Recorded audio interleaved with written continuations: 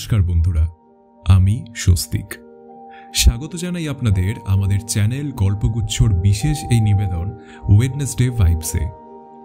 আজ আপনাদের জন্য নিয়ে এসেছি প্রখ্যাত সাহিত্যিক সত্যজিৎ রায়ের রহস্যময় গল্প টেলিফোন।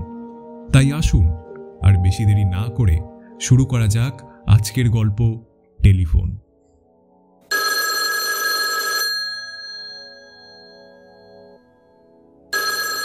বীরেশবাবু বিরক্ত হয়ে খাটের পাশের টেবিলের ওপর রাখা টেলিফোনটার দিকে তাকালেন। টেলিফোনের পাশেই ঘড়ি, তাতে 12টা বাজে, রাত 12টা। বীরেশবাবু সবে হাতের বইটা বন্ধ করে ঘরের বাতিটা নেভাতেই যাচ্ছিলেন, এদিকে টেলিফোনটা বেজেই চলেছে। বীরেশবাবু রিসিভারটা তুলে নিলেন। হ্যালো, 465176। ইয়েস। বীরেশ বাবু আছেন? বীরেশ চন্দ্র নিয়োগী? হ্যাঁ, কথা বলছি। ও নমস্কার নমস্কার নমস্কার নমস্কার নমস্কার। এই এত রাত্রে ফোন করেছি বলে কিন্তু কিছু মনে করবেন না। না না, সে ঠিক আছে, কিন্তু ব্যাপারখানা কি? এই আপনার সঙ্গে কয়েকটা কথা ছিল আর কি। আচ্ছা, আপনি কে বলছেন সেটা জানতে পারি কি? আমার নাম গণপতি সোম। বীরেশবাবুর বিরক্তিটা আবার মাথাচাড়া দিয়ে উঠল। বললেন, কিন্তু এখন তো কথা বলার সময় হবে না, আমি শুতে যাচ্ছিলাম, আর তাছাড়া আপনাকে তো আমি চিনিও না। কিন্তু আপনাকে কিন্তু আমি বিলক্ষণ চিনি। আপনার পেশা ডাক্তারি। 3 মাস হলো এই বাড়িতে এসেছেন। আগের বাড়িতে আগুন লেগে প্রচুর ক্ষতি হয় আপনার, তাই আপনাকে এখানে উঠে আসতে হয়। আপনার স্ত্রী কত হয়েছে না, আজ 11 বছর হলো। আপনার বয়স 55, আর আপনার একটি ছেলে আছে, ইঞ্জিনিয়ার, সে ভোপালে থাকে। কেমন ঠিক বলিনি? বীরেশবাবু চার পরনাই বিস্মিত হলেন। বললেন, দাঁড়ান, আপনি এত কথা জানলেন কি করে? ধরে নিন এটা আমার বিশেষ একটি ক্ষমতা। এবার বলুন, আপনি আমার কথাগুলো শুনতে চান কিনা? বেশি সময় লাগবে না তো? না, অবশ্যই। কথার পর যদি কথোপকথন একটু চলে যায় তাহলে একটু সময় লাগতে পারে। আচ্ছা, ঠিক আছে, বলুন। আজ থেকে 7 বছর আগের কথা বলছি। আমার পেশা ছিল ওকালতি। আপনি সেই সময় মুক্তারাম বাবু স্ট্রিটে থাকতেন, তাই নয় কি? আচ্ছা, ঠিক আছে, বলুন। আপনার ছেলের নাম অরূপ। ঠিকই বলেছেন। সিটি কলেজে পড়তো। হ্যাঁ। আচ্ছা, আপনি এটাও জানেন কিনা দেখুন তো, আপনার ছেলের একটি বন্ধু ছিল, ওর নাম হচ্ছে শ্রীপতি। দেখুন, তা হতে পারে। আসলে আমার ছেলের বন্ধুদের ব্যাপারে আমি আসলে খুব একটা খোঁজ খবর রাখতে পারতাম না আর কি। আচ্ছা, যাই হোক, এই শ্রীপতি ছিল আমার মেজ ছেলে। খুব ভালো ছেলে ছিল জানেন, যেমন পড়াশোনায় তেমনই স্বভাব চরিত্রে।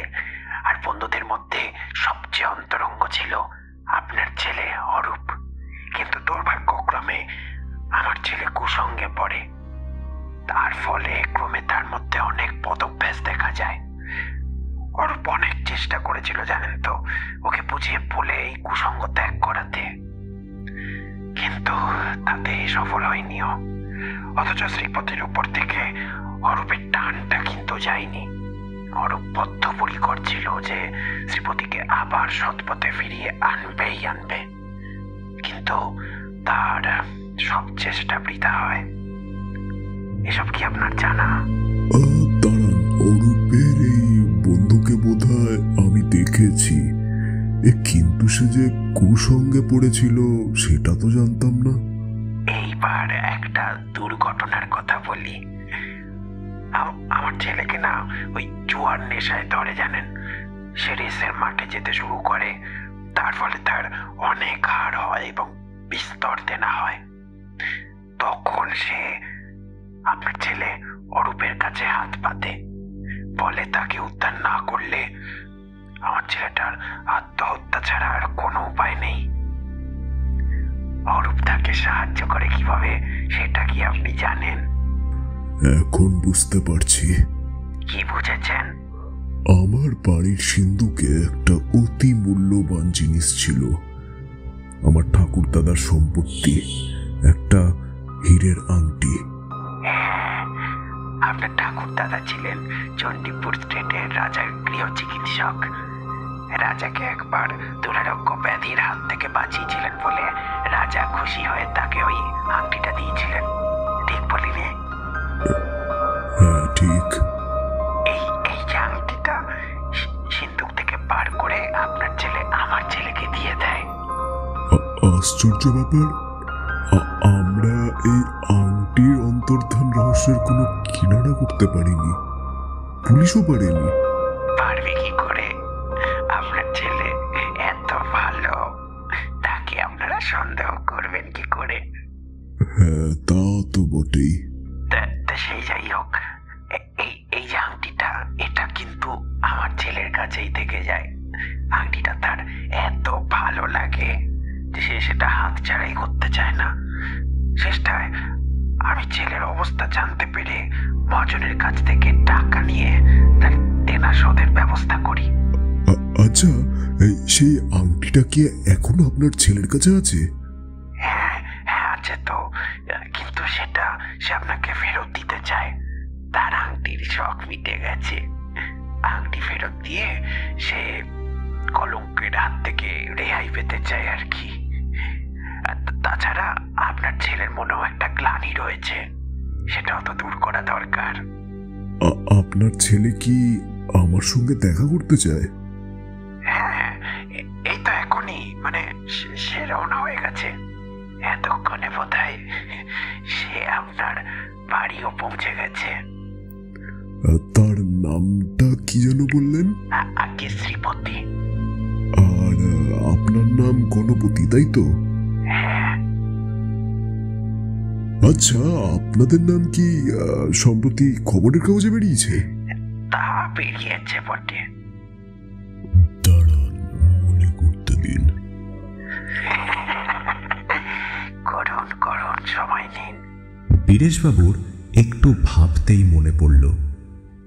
তিনি কালকের খবরের কাগজটি বার করলেন, বললেন, মনে পড়েছে, দাঁড়ান, খবরের কাগজটায় কি দেখলাম যেন? কালকের কাগজে বেরিয়েছে আপনাদের নাম। ব্যারাকপুর ট্রাঙ্ক রোডে একটা গাড়ি আর লরিতে সংঘর্ষের ফলে গাড়ির 3 জন যাত্রী তৎক্ষণাৎ মারা যান। তার মধ্যে একজন গাড়ি চালক, 2 জন বাপ ও ছেলে। নামটা গণপতি সোম আর শ্রীপতি সোম। আপনি ঠিকই বলেছেন, আমি সেই গণপতি সোম। আপনি তার মানে? তার মানে আপনি যেটা ভাবছেন তাই। কিন্তু এ যে অসম্ভব। কেন অসম্ভব হবে? দেখুন তো, আপনি কোনো শব্দ শুনতে পাচ্ছেন কিনা? হ্যাঁ, পাচ্ছি। কিসের শব্দ? কে যেন বাড়ির সদর দরজাটায় টোকা মারছে। নিস্তব্ধ রাত্রে বীরেশবাবু স্পষ্ট শুনতে পেলেন সেই শব্দ। তারপর টেলিফোনে শুনলেন, দরজাটা খুলে দিন, আমার ছেলে অপেক্ষা করছে। না, আমি দরজা খুলবো না, আমি দরজা খুলতে পারবো না। বীরেশবাবু বুঝলেন তার গলা শুকিয়ে আসছে, তার ডান হাতের রিসিভারটা কাঁপছে। আবার টেলিফোনে কথা ভেসে এল, দরজা না খুললেও সে কিন্তু ঠিকই পারবে, সেই ক্ষমতা তার আছে। এবার শুনুন তো, কোনো আওয়াজ পাচ্ছেন কিনা? সিঁড়ি দিয়ে